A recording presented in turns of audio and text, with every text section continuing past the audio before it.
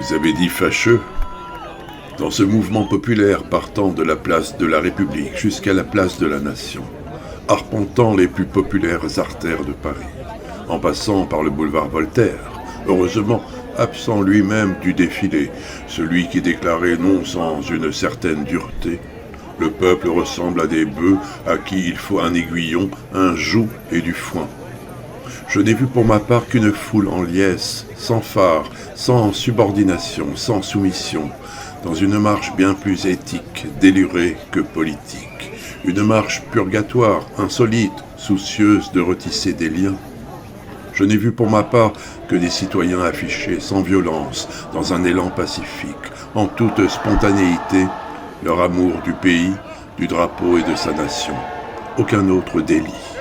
Ni fourche, ni fauche. Oh, et puis tant pis si cela doit fâcher, je m'en fiche. Il y a quelque chose que certains vont trouver bien fâcheux. Personne ne s'est vu fauché ou menacé de l'échafaud.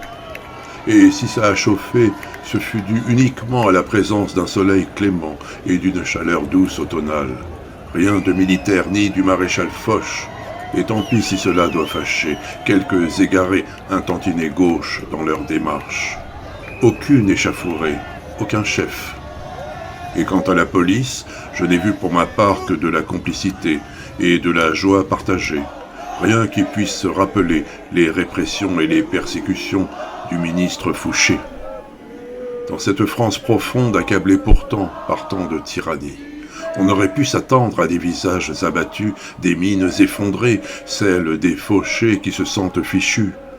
Fichtre rien de tel, j'ai vu surtout beaucoup de rires et de sourires, et même de l'entrain, que dis-je, d'une ferveur empreinte de lyrisme et de romantisme, à chanter cette belle Marseillaise. Fichtre, comment peut-on traiter comme un vulgaire chiffon le symbole d'une nation dont le rouge est fuchsia? Et, n'en déplaise à certains, aussi fâcheux soit-il, je n'ai vu pour ma part aucun esprit fâché, mais un peuple qui tient encore debout.